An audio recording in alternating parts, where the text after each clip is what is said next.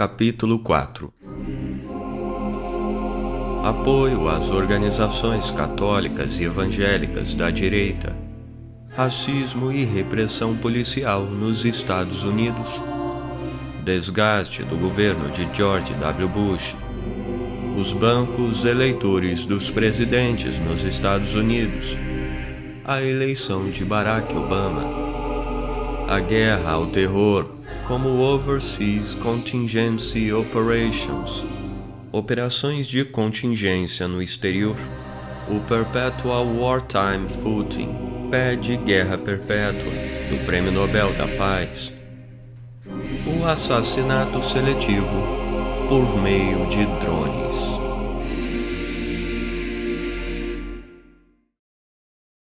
Ademais de autorizar as torturas realizadas pela CIA, que desempenhou, em outras circunstâncias, papel similar ao da Geheimstaatspolizei, a Gestapo e outros serviços de inteligência, a administração do presidente George W. Bush igualmente desviou bilhões de dólares dos contribuintes americanos para o financiamento dos serviços sociais das faith-based organizations, católicas e protestantes evangélicos, de caráter extremamente conservador, cujo objetivo político consistia em desmantelar a democracia da América e criar um Estado teocrático. Bonnie Weinstein, casada com Mickey Weinstein, fundador da Military Religious Freedom Foundation, MRFF, publicou em 2014 o livro Para o odiador cristão de extrema-direita, você pode ser um bom ortográfico ou um odiador, mas não pode ser os dois. Correio oficial de ódio, ameaças e críticas dos arquivos da Fundação para a Liberdade Religiosa Militar, no qual examina o fundamentalismo americano criado por um segmento da sociedade que é branco, mais conservador e mais raivoso que o resto da América. Abre aspas. Para algumas pessoas, o futuro de sua fé e da nação está em perigo, ameaçado por forças seculares controladas pelo próprio Satanás. Fecha aspas. Além dos cristãos dominionistas e reconstrucionistas que defendem um ensino baseado na Bíblia, como os fundamentalistas tomam o Corão como fundamento, os evangélicos tradicionais, com uma postura intolerante, antidemocrática, pretendem instituir uma teocracia e a reforma da Constituição, com a afirmação de que os Estados Unidos são uma nação cristã. Eles representavam, na primeira década do século XXI, cerca de 12% da população, e existiam mais de 60 faith-based organizations, na realidade, right-wing organizations, as quais receberam da administração de George W. Bush, em apenas um ano, 2004, doação de 2 bilhões de dólares, o equivalente a 10,3% do orçamento do governo federal.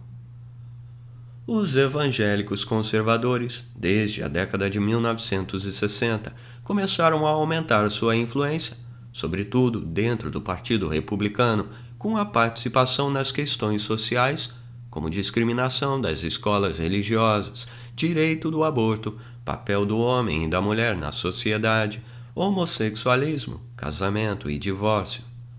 Tal era o perfil ideológico da extrema-direita evangélica que Patrick J. Buchanan, ao defender a candidatura de George H. W. Bush, Sr., expressou muito nitidamente ao declarar na convenção do Partido Republicano, em Houston, que uma guerra cultural podia ser tão crítica como a própria Guerra Fria.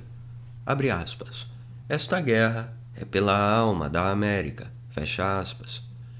Essa foi a tendência que passou a predominar no Partido Republicano, sobretudo nos estados do Sul, onde mais cresceu, em detrimento do Partido Democrata a partir dos anos 1960, devido à lei do presidente Lyndon Johnson, determinando o fim da segregação racial.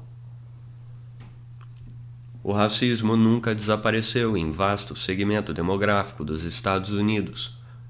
Investigação realizada em 2011 pela Associated Press com pesquisadores da Universidade de Stanford, Universidade de Michigan e Nork, na Universidade de Chicago, demonstrou que 51% dos americanos expressavam explicitamente sentimento contra os negros, mais do que em 2008, quando Barack Obama se elegeu presidente dos Estados Unidos.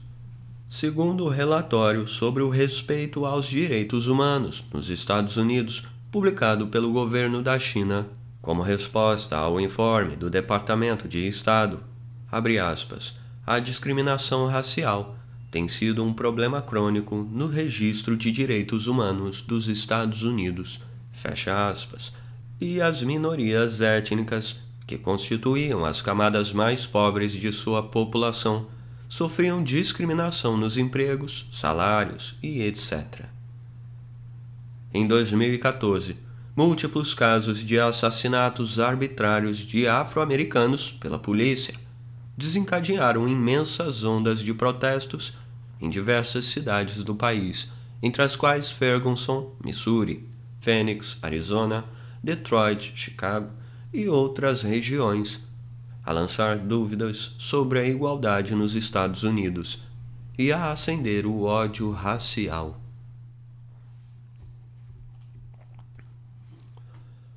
Forte discriminação havia não apenas contra os afrodescendentes, que representavam 13% da população, 14% dos usuários mensais de drogas e 27,2% dos que viviam abaixo da linha de pobreza em 2012, mais do que o dobro da taxa entre os brancos, 12,7%. A discriminação tingia igualmente os hispânicos, dos quais 25,6% viviam igualmente abaixo da linha de pobreza. A América Profunda sempre alimentou, entre aspas, profundo ódio aos fracos e pobres, fecha aspas, conforme Matt Taibbi, um dos antigos membros do grupo Rolling Stone, observou. E essa mentalidade, conjugada com o racismo, permeava as pequenas cidades e comunidades dos estados do Sunbelt, do Texas, Arizona e Novo México até a Califórnia, cuja população aumentou em mais de 15 milhões, 2 vezes mais do que no Nordeste e no Centro-Oeste. Em 2000 já eram habitados por mais de 60% da população americana, dado que as melhores condições climáticas e impostos mais baixos estavam a atrair as pessoas. E daí veio o maior suporte à candidatura de George W. Bush na campanha para presidente. Na eleição de 2000, ele recebeu 68% dos 23% dos votos dos evangélicos brancos, percentual que em 2004 subiu para 78%.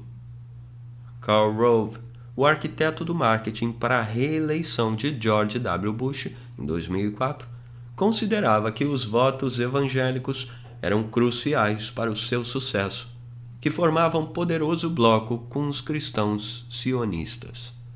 E a direita religiosa evangélica via Bush como um dos seus membros.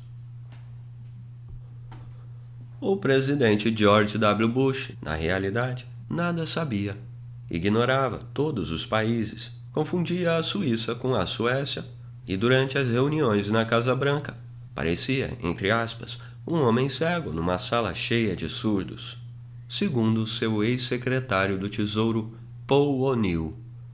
Ademais, seu sentimento messiânico beirava as raias da insanidade, tanto que ele realmente se julgava um emissário de Deus.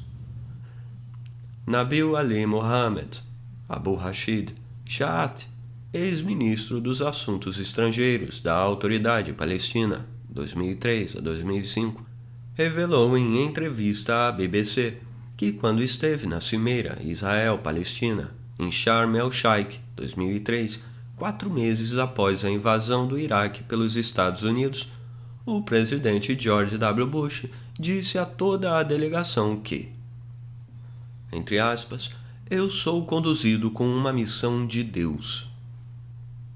Deus ter-lhe-ia dito, abre aspas, George, vai e lute contra estes terroristas no Afeganistão. E ainda mais, George, vai e acabe com a tirania no Iraque. E ouviu, eu fiz, e declarou que estava a ouvir as palavras de Deus. Vá buscar aos palestinos seu estado e consiga aos israelenses sua segurança e obtenha a paz no Oriente Médio. E ele prometeu, vou fazer.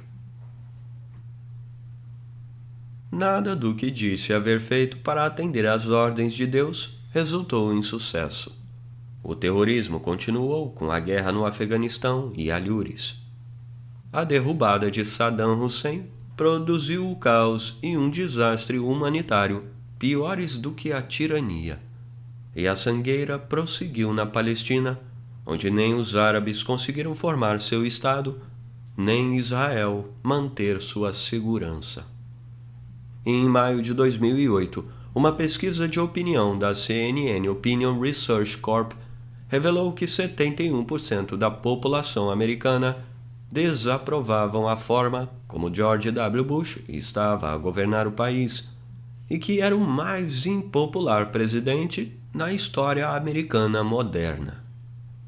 Nenhum presidente tivera mais alto grau de desaprovação em qualquer pesquisa da CNN ou da Gallup Poll, comentou Keaton Holland, diretor de pesquisa da CNN.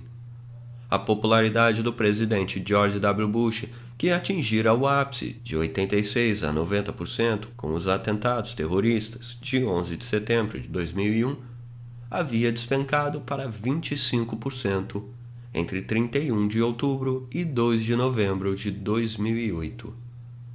Maior percentual da população americana já dizia que a melhor maneira de reduzir a ameaça do terrorismo era reduzir a presença dos Estados Unidos no exterior e não incrementá-la.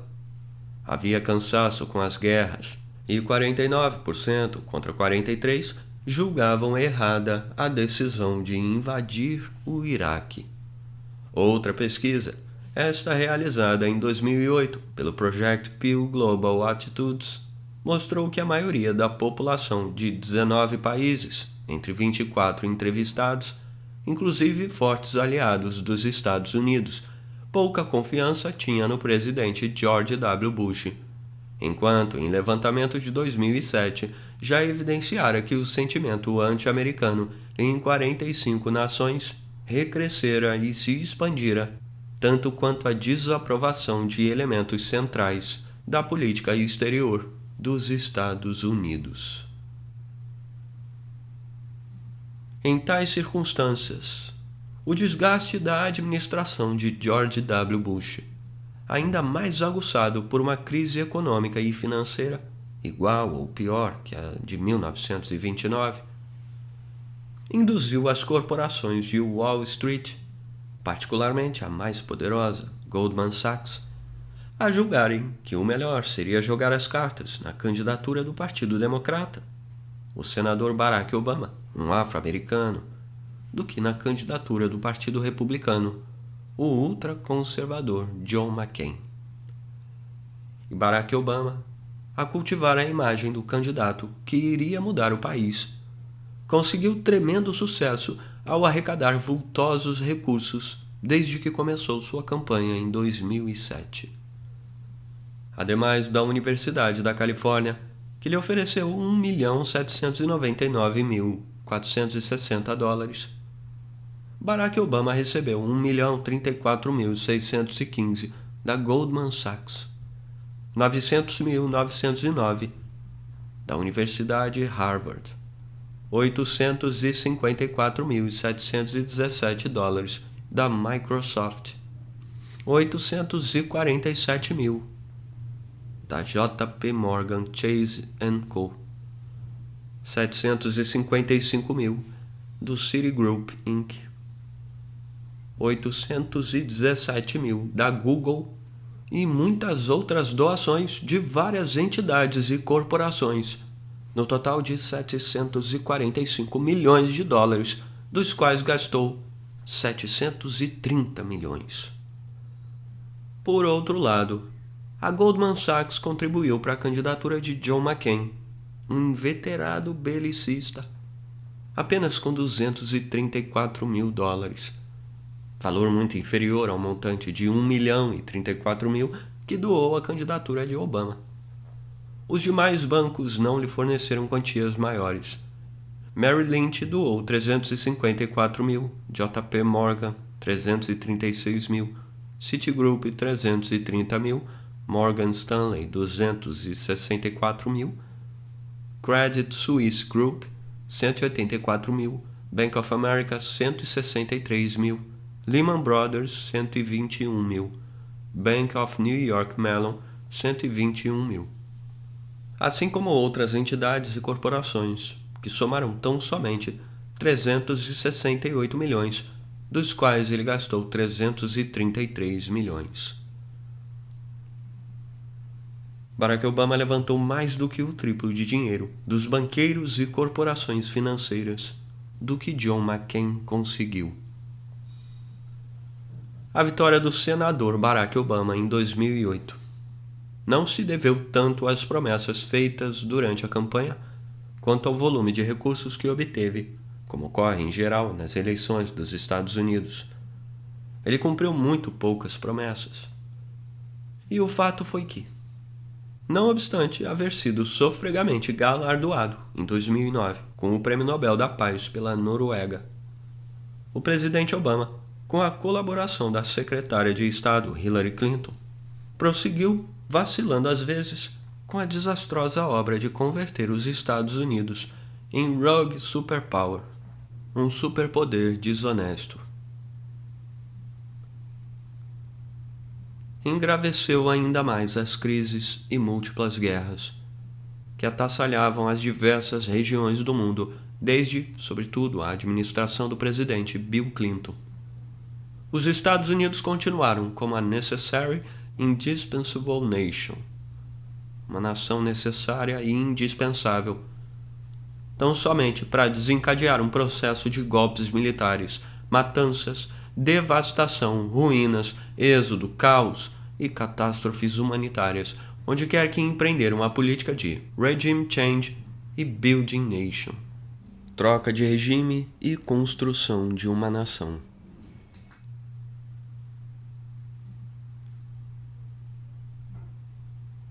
Com toda a razão, na Conferência dos Ministros da Defesa do Sul e Sudeste da Ásia, realizada em Colombo, Sri Lanka, entre 27 e 29 de novembro de 2014, o ministro adjunto da Defesa da Rússia, Anatoly Antonov, acusou os Estados Unidos de serem responsáveis por 2/3 dos conflitos militares iniciados nas últimas décadas, como na Iugoslávia, Iraque, Afeganistão e Síria, ao aproveitarem-se das dificuldades econômicas e sociais, assim como de vários conflitos étnicos e religiosos, para intervir, sob o pretexto de expandir a democracia.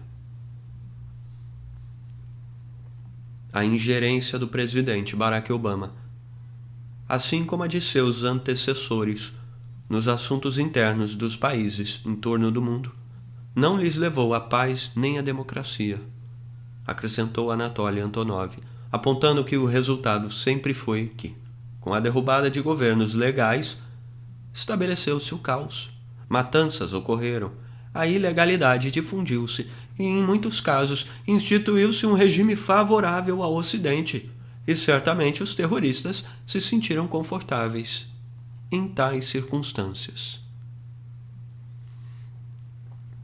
Ao discursar para os cadetes da Academia Militar de West Point, em 28 de maio de 2014, o presidente Obama declarou que quem sugeria estar a América em declínio e via sua liderança global esmaecer interpretava mal a história ou se havia engajado em política partidária, e acrescentou: nossos militares não têm par. Acrescentou com ubris e arrogância que, assim, os Estados Unidos são e continuam sendo a única nação indispensável. O que, segundo ele, continuou, foi verdade no século passado e será verdade no século vindouro. E desta arte reafirmou a sensação de onipotência a alimentar nos cadetes de West Point o fervor do excepcionalismo, entre aspas, mito e razão, e manter o país permanentemente em guerra ou em guerra por procuração, cujo trasfondo era a nova Guerra Fria contra a Rússia e também contra a China. Como George Friedman observou, os Estados Unidos passaram o século passado, século XX, perseguindo um único objetivo: evitar a ascensão de qualquer hegemonia singular que possa explorar a tecnologia da Europa Ocidental de capital e recursos e mão de obra russos. O presidente Barack Obama perseguiu o mesmo objetivo e endossou implicitamente o Project for the New American Century, que o presidente George W. Bush pretendera implementar. O feito consistia em estabelecer a Full Spectrum Dominance, total espectro de dominação, dos Estados Unidos, isto é, uma ditadura global com a consolidação e ampliação de sua hegemonia sobre o planeta como a única potência verdadeiramente soberana.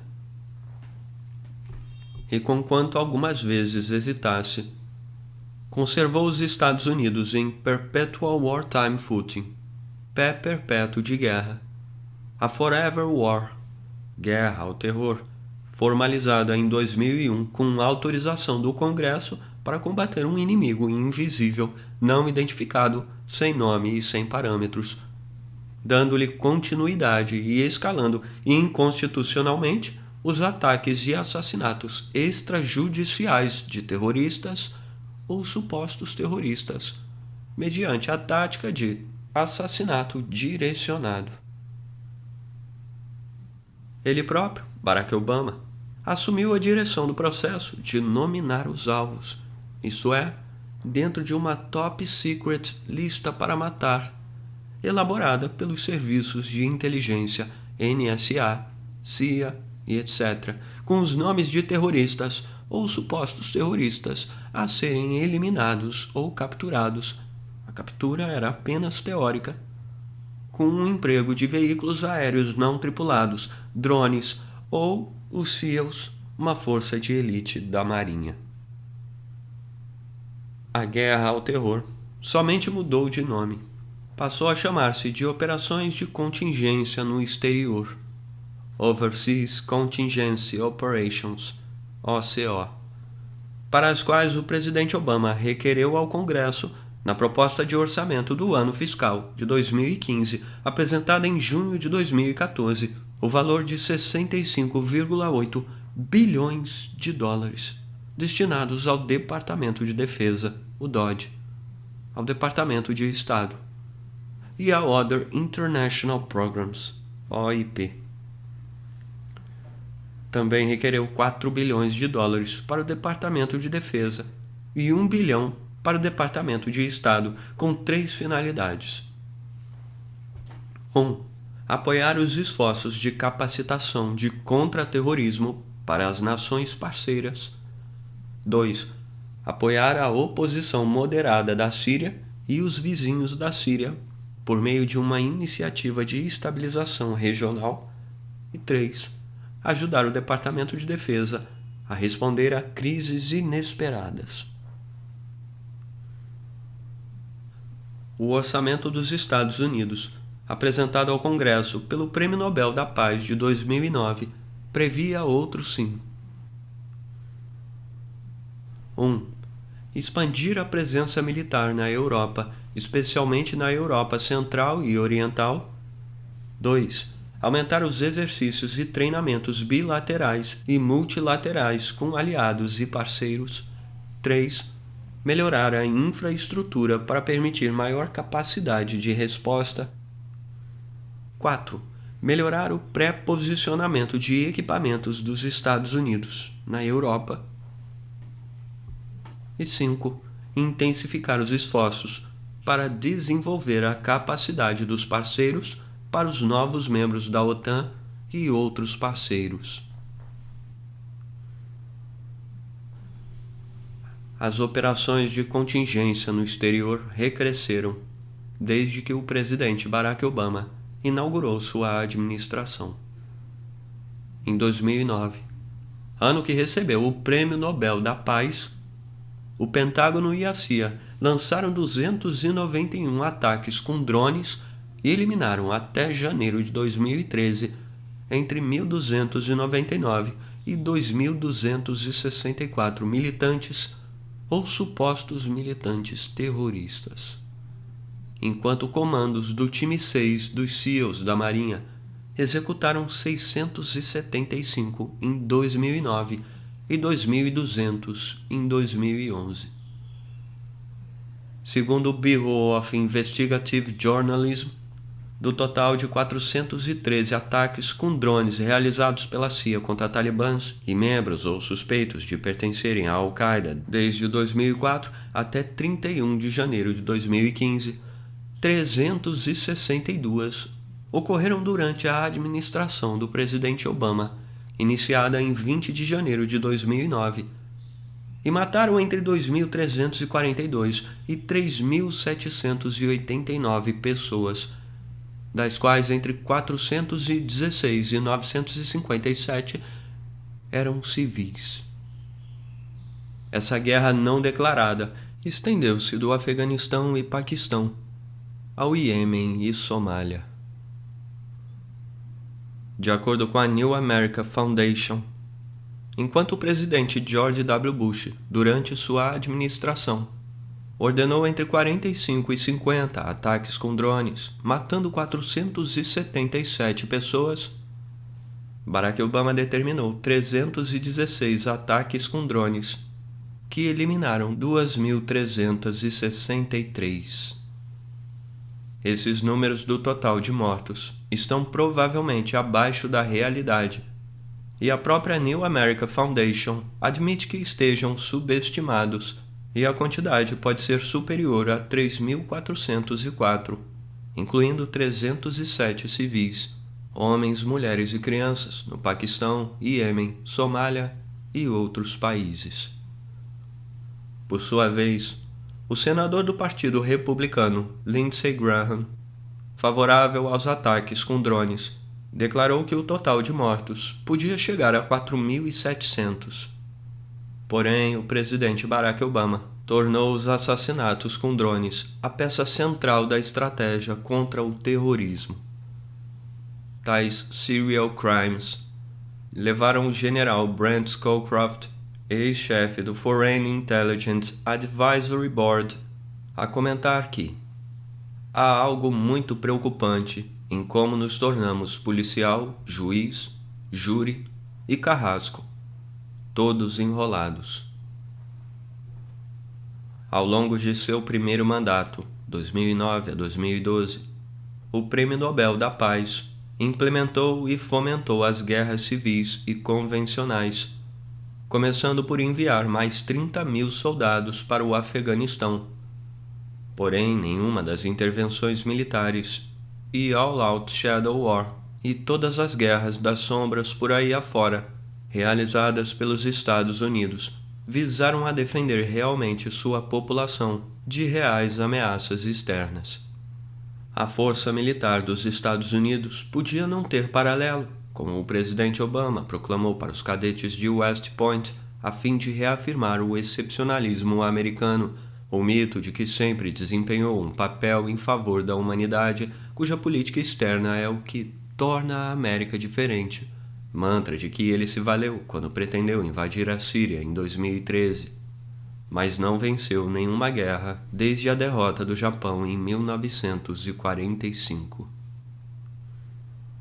Como escreveu Leonan Guimarães, especialista em questões nucleares, nenhum Estado pode ter exata certeza sobre as capacidades de seus concorrentes e, portanto, devem se preparar para os piores cenários e pensar o impensável, conceito este de desconfiança que Sun Tzu assim resumiu: Você pode imaginar o que eu faria se eu pudesse fazer tudo o que posso?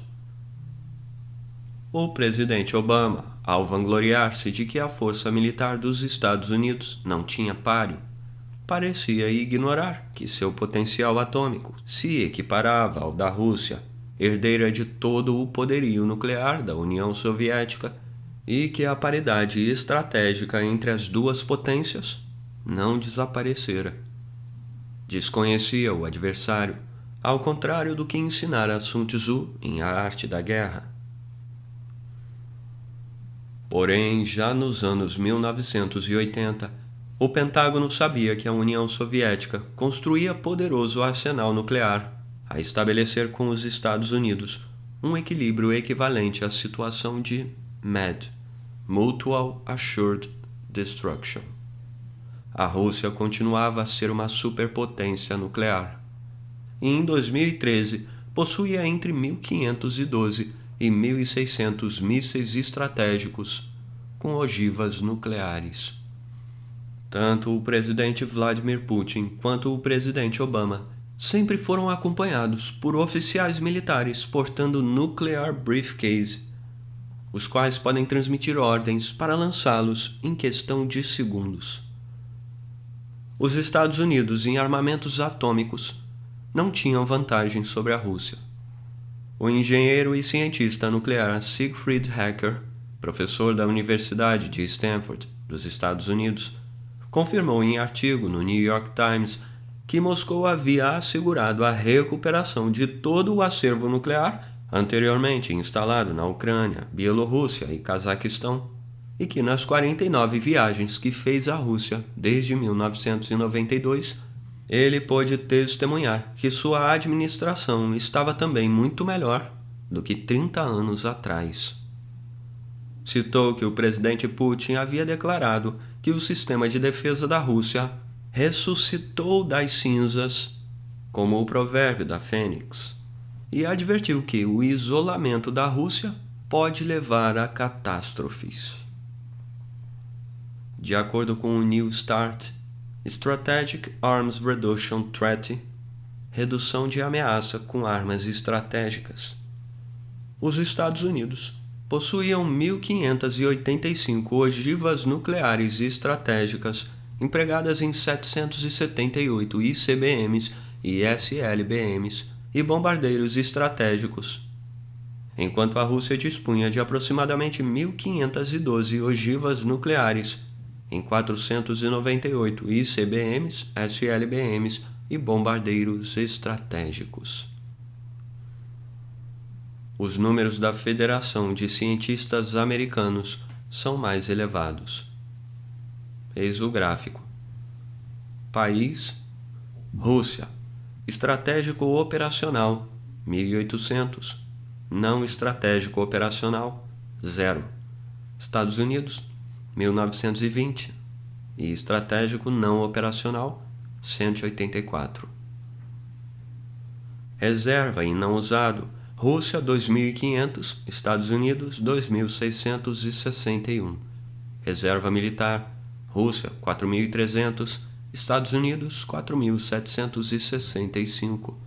Estoque total: Rússia 8.000, Estados Unidos 7.315. O presidente Barack Obama assinou com Dmitry A. Medvedev, então presidente da Rússia, de 2008 a 2012, o New START, redução de ameaça de armas estratégicas, em 8 de abril de 2010, e assumiu a responsabilidade moral de To Achieving a Nuclear Free World, alcançar um mundo sem armas nucleares, de buscar a Security of a World Without Nuclear Weapons, buscar a segurança do mundo sem armas nucleares, conforme declarou em Praga, sob os aplausos da multidão. Durante a campanha eleitoral, ele havia repetido que desejava fazer um mundo sem arma nuclear, e o desarmamento seria o objetivo da política de defesa dos Estados Unidos. Nada cumpriu. E, a pretexto da crise na Ucrânia e das tensões com a Rússia, provocadas pela sua própria administração, o presidente Obama, Prêmio Nobel da Paz de 2009, autorizou a National Nuclear Security Administration, NNSA, Administração Nacional de Segurança Nuclear, a expandir a planta de produção de armamentos nucleares ao sul do Kansas, em uma extensão de 148 mil metros quadrados, maior do que o Pentágono, a ser construída pela Center Point Zimmer, CPZ, a um custo de 673 milhões de dólares, sobre um vasto campo de soja. O objetivo é revitalizar e modernizar os armamentos atômicos, mísseis balísticos, bombardeiros e submarinos. Esse projeto, elaborado, ao que tudo indica, desde ou antes de 2011, custaria nas próximas 3 décadas mais de 3 trilhões de dólares.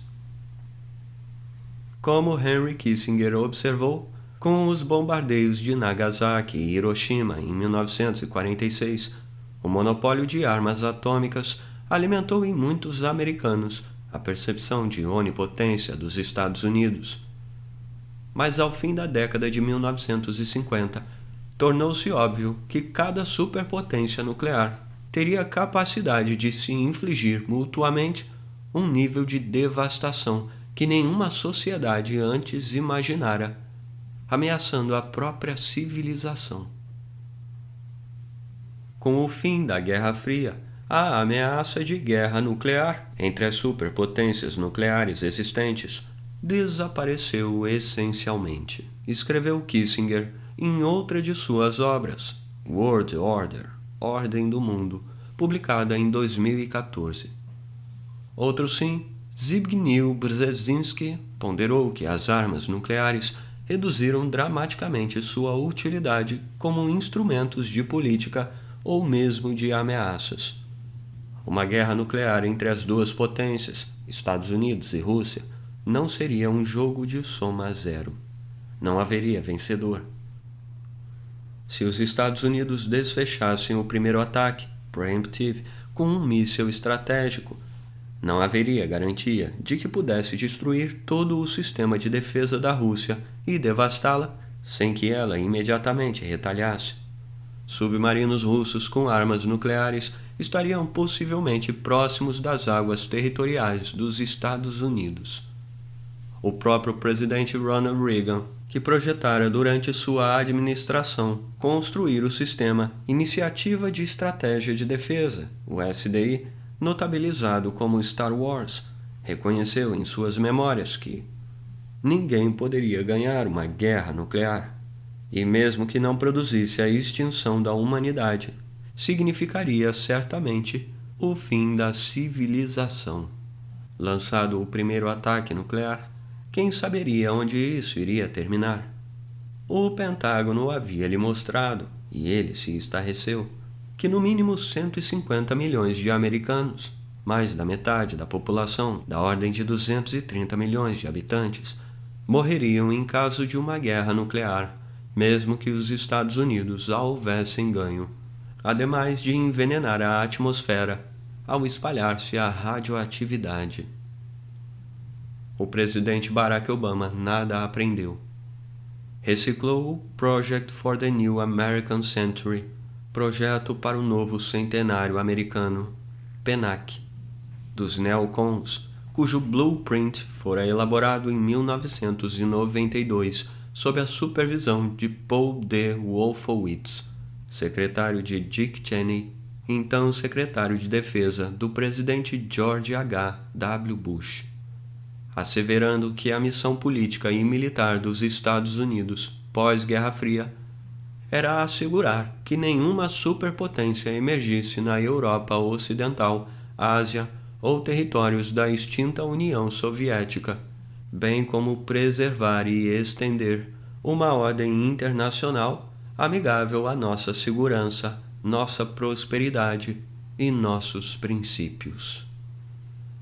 Essa doutrina foi a que o general Colin Powell, chefe do Estado-Maior Conjunto das Forças Armadas, consubstanciou na estratégia militar para manter a hegemonia dos Estados Unidos.